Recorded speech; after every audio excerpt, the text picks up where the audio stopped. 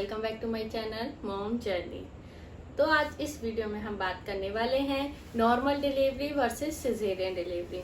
Normal delivery और C section में क्या डिफरेंस है, इसके प्रोज और कॉन के बारे में हम जानेंगे और इसके क्या फायदे और नुकसान है, उस सब के बारे में आज हम इस वीडियो में बात करने वाले हैं।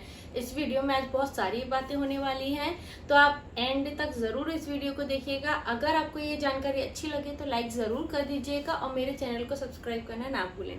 तो चलिए वीडियो की शुरुआत करते हैं। पहले हम बात करेंगे सिजेरियन डिलीवरी और नॉर्मल डिलीवरी क्या होती है। सबसे पहले मैं आपको बता दूं, ये जो दो बर्थिंग मेथड्स होते हैं, इसका जो अल्टीमेट गोल है वो यही है कि बच्चे को इस दुनिया में सेफली डिलीवर करना है। मेनली दो ही तरीकों से होते हैं, या तो वो वजाइनल बर्थ के थ्रू इस दुनिया में आए या सिजेरियन के थ्रू। तो इन दोनों में क्या फायदा और नुकसान है उसके बारे में आज मैं आपको बताने वाली हूँ। पहले सिजेरियन डिलीवरी होती क्या है। सिजेरियन डिलीवरी में बच्चे को माँ के पेट से ऑपरेशन करके बाहर निकाला जाता है। ये एक आर्टिफिशियल मेथड होता है, इसे आप बोल सकते हैं आर्टिफिशियल मेथड। इसमें एक इंसिजन दिया जाता है, पेट में चीरा लगाया जाता है, फिर बेबी को बाहर निकाला जाता है यूट्रस से। तो ये हो गया एक प्रोसेस सिजेरियन डिलीवरी में। नॉर्मल डिलीवरी में आप जैसे जानते ही हैं कि वजाइनल डिलीवरी होती है, इसमें जो बेबी आता है वो वजाइना के थ्रू बाहर आता है। तो जो नॉर्मल डिलीवरी होती है वो एक नेचुरल प्रोसीजर है जिसमें लेबर पेन से गुजरना पड़ता है एक माँ को, जिसमें कि वो अपनी पूरी बॉडी की जो ताकत होती है वो उसमें लगा देती है बेबी डिलीवर करने में। ठीक है, ये हो गए दोनों में डिफरेंस कि ये दोनों डिलीवरी मेथड होते क्या है। आपने समझ लिया कि सिजेरियन और नॉर्मल डिलीवरी कैसे होती है। अब हम बात करते हैं कि सिजेरियन डिलीवरी किन केसेस में की जाती है, क्या कुछ ऐसे कारण हैं जिसकी वजह से सिजेरियन डिलीवरी करना पड़ती है। तो पहला है, अगर माँ को डायबिटीज है या माँ के ट्विंस बच्चे हैं तो उस केस में सिजेरियन होता है, या हाई ब्लड प्रेशर है उसको, या कोई मेडिकल कंडीशन ऐसी है जिसकी वजह से सिजेरियन करना पड़े। और अगर बेबी को ऑक्सीजन नहीं प्रोवाइड हो पा रहा है प्रॉपरली तो उस केसेस में भी सिजेरियन डिलीवरी करनी पड़ती है। और एक और कंडीशन बनती है जहां पेल्विस का साइज छोटा है और बच्चे का जो हेड का साइज है वो अगर बड़ा है तो उस कंडीशन में भी नॉर्मल डिलीवरी हो पाना नामुमकिन होता है। इस केस में सिजेरियन डिलीवरी होती है। अगर माँ का वजन बहुत ज़्यादा है तो उस कंडीशन में भी नॉर्मल डिलीवरी होने में प्रॉब्लम होती है, तो उस केस में भी सिजेरियन डिलीवरी करनी पड़ती है। अगर बच्चे का वजन या उसकी हाइट भी ज़्यादा है तो उस केस में भी करना पड़ता है। नॉर्मली जो स्टैंडर्ड बच्चों का वेट होता है इंडिया में वो 2.5 से लेकर 3 kg तक नॉर्मल होता है। अगर इसे ओवरवेट बच्चे होते हैं 3.5 से लेकर 4 kg तक के अगर बेबी है तो वो नॉर्मल डिलीवरी होने में प्रॉब्लम होती है, क्योंकि जब बच्चे का साइज बढ़ जाएगा तो वो नॉर्मल डिलीवरी होने में बहुत प्रॉब्लमेटिक हो जाएगा, तो उसमें भी सिजेरियन करते हैं। तो ये हो गई कुछ बातें जो मैंने आपको बताई किन केसेस में सिजेरियन डिलीवरी होती है। अब मैं आपको बताती हूँ वो कारण जो कि डॉक्टर को अनप्लान ऐसे डिसीजन लेने पड़ते हैं इमरजेंसी केसेस में, या तो वो डिलीवरी के टाइम उन्हें लेने पड़ते हैं या प्रेगनेंसी के पूरे दौरान उनको ऐसी कोई कंडीशन दिखती है इमरजेंसी, या माँ या बच्चे की जान को अगर कोई खतरा है तो वो उस कंडीशन में ये फैसला लेते हैं कि उन्हें सिजेरियन डिलीवरी करनी है। तो वो बातें क्या हैं अभी मैं आपको बताती हूँ। इसमें क्या क्या परेशानी हो सकती है इमरजेंसी केसेस, जैसे कि लेबर पेन धीरे धीरे हो रहा है या लेबर पेन को 12 घंटे से ज़्यादा हो गए हैं, तो उस कंडीशन में भी इमरजेंसी केसेस में सिजेरियन डिलीवरी करनी पड़ती है। मेरे केस में भी यही हुआ था। मुझे जब सिजेरियन हुआ था तो मेरा जो लेबर पेन है वो 12 घंटे तक चला था। काफ़ी लॉन्ग प्रोसीजर था, पूरा जो लेबर पेन का बहुत ही टफ था, थका देने वाला था। उसमें एक कंडीशन और हुई थी मेरे साथ, मेडिकल कंडीशन एक और, कि इसमें बच्चे की जो गर्भनाल होती है वो भी आ गई थी, जिस वजह से बच्चे को ऑक्सीजन लेने में प्रॉब्लम हो रही थी, उस तक ऑक्सीजन प्रॉपर नहीं पहुंच पा रहा था। तो ये मेरे साथ हुआ था। जब नित्या होने वाली थी उस टाइम पे क्या हुआ था कि जो उसकी गर्भनाल थी या अम्बिलिकल कॉर्ड जिसे बोलते हैं वो उसके सर में फंस गई थी, तो जिस वजह से प्रॉब्लम हुई थी, इमरजेंसी में ऑपरेशन करना पड़ा था। उसके बाद बहुत सारे ऐसे मेडिकल कॉम्प्लिकेशन हुए जिसकी वजह से उसको NICU में एडमिट करना पड़ा। कभी कभी अम्बिलिकल कॉर्ड भी इमरजेंसी कॉज बन सकता है जिसमें सिजेरियन करना पड़े। जनरली होता क्या है कि जो बच्चे की गर्भनाल होती है अगर वो गर्दन में लिपटी हुई आती है, अगर आप नोटिस करते हैं कि आपके बच्चे के भी जो लास्ट अल्ट्रासाउंड आप देखेंगे अगर उसमें गर्भनाल आई है, कई पेरेंट्स ऐसे होते हैं कि वो देखकर डर जाते हैं, परेशान होते हैं। मेरे केस में भी यही हुआ था कि मुझे पता चला था जब 8 मंथ में जब मेरा लास्ट अल्ट्रासाउंड हुआ था तब उसमें अम्बिलिकल कॉर्ड आई थी, बेबी के सिंगल कॉर्ड आया था उसके गर्दन पे। तब हमने ये बात डॉक्टर से डिस्कस करी, उन्होंने हमें अश्योर किया कि इससे कोई प्रॉब्लम नहीं होती है, अक्सर नॉर्मल डिलीवरी हो जाती है। क्योंकि उस टाइम पे नॉर्मल डिलीवरी के टाइम पे क्या होता है, जब बच्चा का जो यूट्रस का साइज है वो भी कॉन्ट्रैक्ट होता जाता है, सिकुड़ता चला जाता है, नीचे की तरफ आता है, तो जो अम्बिलिकल कॉर्ड है वो भी ढीली पड़ जाती है और वो इतनी लंबी होती है कि वो बेबी इजीली डिलीवर्ड हो जाए। तो ये एक नेचुरल प्रोसीजर होता है कि ये सब भी इजीली हो जाता है। कभी कभी दिक्कतें आती हैं कॉर्ड में, जैसे मेरे केस में हुआ, मैंने आपको बताया है। तो वो उसमें कोई प्रॉब्लम नहीं होती, बेबी इजीली डिलीवर्ड हो जाते हैं कॉर्ड आने के बावजूद भी। लेकिन हम भी डॉक्टर पे पूरा भरोसा करके हमने इस चीज़ को पॉजिटिवली लिया। हम लोगों ने ज़्यादा सोचा नहीं कि ये कॉर्ड भी परेशान करेगी, लेकिन अनफॉर्चुनेटली ऐसा हुआ, कॉर्ड उसके सर में फंस गई थी जिस वजह से ऑक्सीजन फ्लो रुक गया, तो एक इमरजेंसी केस भी बन गया था। तो आप भी ये चीज़ नोटिस करें अगर, तो पहले ही अपने डॉक्टर से इस बारे में डिस्कस ज़रूर कर लें। और अगर आपको लग रहा है कि ये ऑपरेशन करने लायक स्थिति है तो आप तुरंत ऑपरेशन करा लीजिए, आप वेट मत कीजिएगा। तो ये थी मेरी कुछ स्टोरी मेरी डिलीवरी से जुड़ी हुई जो मैंने आपके साथ शेयर करी है। अब मैं आपको बताती हूँ कि और किस केस में ऐसा होता है कि सिजेरियन करना पड़ता है। हो सकता है कि आपकी जो प्रीवियस वजाइनल डिलीवरी रही हो उसमें कोई मेडिकल कॉम्प्लिकेशन आए हो जिस वजह से मदर की ये चॉइस रहती है कि वो सिजेरियन डिलीवरी ही कराए, तो ये कंडीशन बनती है। ये कुछ बातें हो गई जो मैंने आपको बताई सिजेरियन डिलीवरी किन केसेस में की जाती है।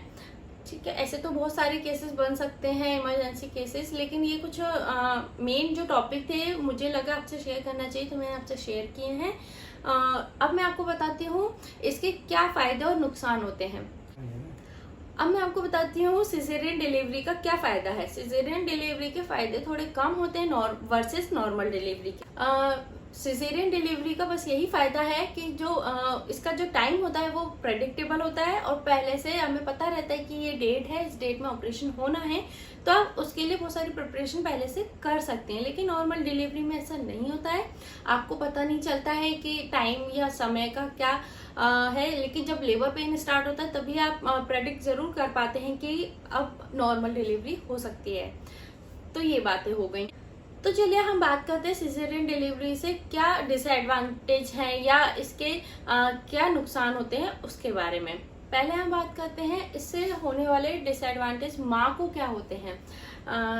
तो पहली बात इसमें क्या होता है, जो सबसे मोस्ट इम्पॉर्टेंट जो एपिड्यूरल इंजेक्शन माँ को लगाया जाता है ऑपरेशन करने से पहले, तो उससे जो प्रॉब्लम होती है वो फर्स्ट वीक में तो हेडेक की प्रॉब्लम बहुत ज़्यादा रहती है।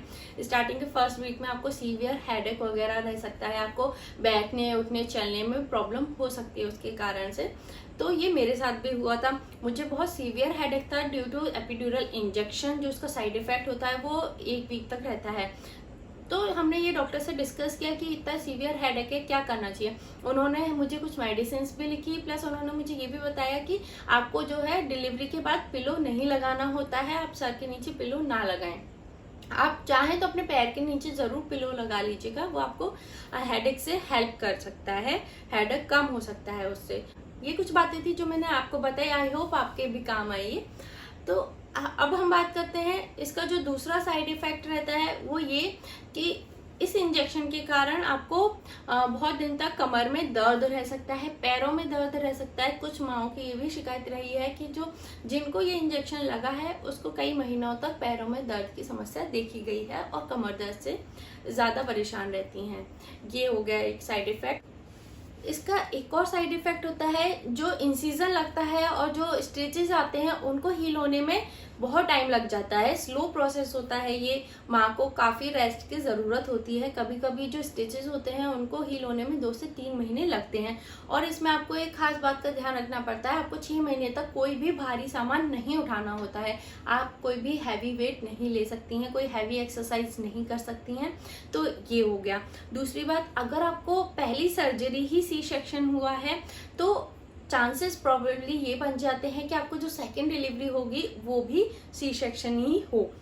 और ये भी चांसेस होते हैं कि जब सी सेक्शन, अगर आपकी सब्सिक्वेंटली प्रेगनेंसी है, अगर आपके जल्दी ही दोबारा कंसीव हुआ है, उस केसेस में क्या होता है कि जो टाँके होते हैं उनके फटने के चांसेस भी हो जाते हैं या रप्चर होने के चांसेस रहते हैं। तो ये आप ज़रूर ख्याल रखिएगा, प्रेगनेंसी का गैप ज़रूर रखिएगा। एक प्रेगनेंसी से लेकर दूसरी प्रेगनेंसी में गैप ज़रूर होना चाहिए, क्योंकि सब्सिक्वेंट प्रेगनेंसी आपके लिए रिस्की हो सकती है सी सेक्शन में। ये हो गई कुछ बातें। और इससे जो एक और नुकसान होता है वो होता है जो हमारी आंतों में नुकसान हो सकता है, ऑपरेशन के टाइम पे क्लॉटिंग हो सकती है, एक्सेसिव ब्लीडिंग भी हो सकती है। तो ये सब उसके साइड इफेक्ट होते हैं सी सेक्शन की। जैसा कि आप देखते हैं नॉर्मल डिलीवरी में फीडिंग करा सकती है माँ इजीली अपने बच्चे को तुरंत बाद ही डिलीवरी की, लेकिन इसमें ऐसा नहीं होता है। ऑपरेशन के केस में माँ बच्चे को फीड भी नहीं करा पाती है तुरंत, तो ये एक माइनस पॉइंट होता है सी सेक्शन का। अब बात करते हैं सी सेक्शन से या सिजेरियन डिलीवरी में बच्चे को क्या नुकसान हो सकता है या क्या डिसएडवांटेज हैं। तो बच्चे को कोई खास नुकसान होता नहीं है, तो डोंट वरी रहें। लेकिन एक चांसेस बनते हैं कि जो बच्चे होते हैं, ये देखा गया है जिनके सी सेक्शन से बच्चे होते हैं उनको दमा की या सांस की परेशानी हो सकती है बर्थ टाइम से ही। तो बस यही एक नेगेटिव पॉइंट है, बाकी नॉर्मल ही बच्चे डिलीवर होते हैं। अब मैं बात करती हूँ नॉर्मल डिलीवरी की क्या डिसएडवांटेज है, क्या फायदे नुकसान है, उस सब के बारे में। नॉर्मल डिलीवरी का एक बेनिफिट ये रहता है कि माँ बच्चे को डिलीवरी के तुरंत बाद ही फीड करा पाती है, ब्रेस्ट मिल्क दे पाती है, जो उसके लिए स्टार्टिंग का जो मिल्क रहता है जो उसके लिए बहुत ज़रूरी है वो उसको सही समय पर मिल जाता है। तो ये बहुत अच्छा फ़ायदा है। ऊपर से नॉर्मल डिलीवरी में जो हॉस्पिटल में स्टे का टाइम होता है वो भी बहुत कम रहता है वर्सेस कि सी सेक्शन के। सी सेक्शन में आपको 2 से 5 दिन तक हॉस्पिटल में स्टे करना पड़ता है, जबकि नॉर्मल डिलीवरी में 24 से 48 घंटे तक हॉस्पिटल में स्टे करना पड़ता है। और अगर माँ और बच्चे दोनों स्वस्थ हैं तो वो सेम डे भी घर जा सकते हैं। तो ये एक अच्छा बेनिफिट है वर्सेस सी सेक्शन के, क्योंकि उसमें माँ और बच्चे दोनों को अंडर ऑब्जर्वेशन 5 दिन तक रख सकते हैं, हॉस्पिटल में स्टे करना पड़ सकता है। ये हो गई बात। अब बात करते हैं नॉर्मल डिलीवरी में क्या और नुकसान हो सकता है। जब माँ बच्चे को वजाइना से बाहर निकाल रही होती है, वो पूरा प्रेशर पूरी लेबर से बच्चे को बाहर डिलीवर कर रही होती है, तो जो बर्थ कैनाल से बच्चा जब बाहर आता है उस स्थिति में क्या होता है कि जो वजाइना की स्किन होती है, वहाँ के टिश्यूज होते हैं वो टीयर हो जाते हैं, वहाँ के फट जाते हैं, वहाँ गैप आ जाता है, जिस वजह से भी वहाँ टाँके लगते हैं माँ को। जो परेशानी बन सकती है अगर आपने हाइजीन का ध्यान नहीं रखा तो उसमें इन्फेक्शन के चांसेस भी बढ़ जाते हैं। तो ये एक उसका साइड इफेक्ट होता है। और बल्कि इसमें एक और है कि जब जो वजाइना और एनम के बीच का जो पार्ट होता है जिसे पेरिनियम बोलते हैं, उसमें दर्द रह जाता है। ये एक माइनस पॉइंट है नॉर्मल डिलीवरी का। प्लस एक और चीज़ इसमें होती है नॉर्मल डिलीवरी में कि जब आप नॉर्मल डिलीवरी के लिए पूरा प्रेशर लगा रहे हैं तो उसमें जो आपकी आंतड़ियां हैं या जो ब्लैडर है आपका, वो भी ढीला पड़ जाता है, उसमें भी नुकसान होने की संभावना बढ़ जाती है। इतने प्रेशर के कारण रप्चर हो सकते हैं वो। और प्लस अगर आप कभी ये नोटिस करेंगे, अगर आप हंसते हैं, चीखते हैं, खांसते हैं तो वो भी एक अनकंट्रोल आपका यूरिनेशन हो जाता है कि आप उस पर कंट्रोल नहीं कर पाते हैं। हंसते चीखते खांसते वक्त भी यूरिन निकल जाता है। तो ये एक साइड इफेक्ट होता है नॉर्मल डिलीवरी का, क्योंकि वहाँ की जो स्किन है, ये ब्लैडर है, वो ढीला पड़ चुका होता है। तो ये एक साइड इफेक्ट हुए। अब बताते हैं कि बच्चे को क्या नुकसान हो सकता है नॉर्मल डिलीवरी में। नॉर्मल डिलीवरी में बच्चे को जब वो प्रेशर से बाहर आता है, आप पूरी लेबर से बच्चे को बाहर डिलीवर कर रहे हैं तो बच्चे पर भी प्रेशर पड़ता है। उसके जो माइंड में स्वेलिंग हो सकती है। डिलीवरी होते टाइम बच्चे को एक नुकसान हो सकता है कि उसको जो ऑक्सीजन है वो प्रॉपर नहीं पहुंच पा रहा है उस समय, तो उसको ब्रेन में स्वेलिंग हो सकती है या उसको बाहर डिलीवरी करते टाइम कोई चोट लग सकती है। तो ये एक नुकसान हो सकता है बच्चे को नॉर्मल डिलीवरी में। अब हम बात करते हैं कि जो नॉर्मल डिलीवरी से बच्चे को क्या फायदा हो सकता है। जब वजाइनल बर्थ होते हैं, बच्चा वजाइना से जब बाहर आता है तो उसको एक फायदा ये होता है कि जो वहाँ की वजाइनल की जो नसें होती हैं वो बच्चे के फेफड़ों से एक द्रव्य निकलता है, एक फ्लूइड होता है, उसको निचोड़ने में हेल्प करती है, जो कि बाद में उसको सांस लेने के लिए काफी हेल्पफुल रहती है। उसको सांस से रिलेटेड बाद में कोई प्रॉब्लम नहीं होती है और उसके जो इंटेस्टाइनल प्रॉब्लम्स भी नहीं आती, ये देखा गया है। और एक और बेनिफिट होता है, जब वो वजाइना से बाहर आता है तो उसको एक गुड बैक्टीरिया मिलते हैं जिससे उसकी इम्यूनिटी भी अच्छी होती है बच्चे की। तो ये कुछ फायदे थे बच्चे के लिए नॉर्मल डिलीवरी से होने वाले। और सी सेक्शन से ये फायदा होता है कि इसमें आपको लेबर पेन से नहीं गुजरना पड़ता है, ज्यादा पेन भी नहीं होता है और इजीली बेबी डिलीवर्ड भी हो जाते हैं। तो गाइस, हमारा इतना डिस्कशन का क्या निष्कर्ष निकलता है कि क्या ज्यादा बेस्ट है, नॉर्मल डिलीवरी या सी सेक्शन। कहा जाए तो नॉर्मल डिलीवरी ज्यादा बेस्ट होती है, क्योंकि वो एक नेचुरल प्रोसीजर है जो एक नेचर ने डिसाइड किया हुआ है कि बच्चा ऐसे ही डिलीवर्ड होगा। तो फर्स्ट राय तो यही होता है सब माँ का कि नॉर्मल डिलीवरी ही हो। अगर कोई कॉम्प्लिकेशन होते हैं बच्चे, माँ को कोई खतरा होता है, अगर उनके लिए प्रॉब्लम है, तो सबसे बेटर है कि आप ऑपरेशन करा लें और उसमें बिल्कुल भी देरी ना करें। और आप भी अब डिसाइड कर पा रहे होंगे कि आपको नॉर्मल डिलीवरी करानी है या सी सेक्शन कराना है। तो गाइज, आई होप आपको ये वीडियो अच्छा लगा होगा। लाइक ज़रूर कर दीजिएगा, हमारे भी डेडिकेशन को समझिए। अभी मेरी बेबी सोई है, रात के 1 बजे है, मैं आपके लिए ये वीडियो शूट कर रही हूँ। सो प्लीज़ ज़्यादा से ज़्यादा इस वीडियो को शेयर कीजिएगा। अगर आपने अभी तक मुझे सब्सक्राइब नहीं किया है तो कर लीजिए सब्सक्राइब और बेल आइकन को ज़रूर हिट कर दीजिएगा, ताकि आपको मेरे आने वाले वीडियोज़ के नोटिफिकेशन सबसे पहले मिलेंगे। Thank you for watching mom's journey.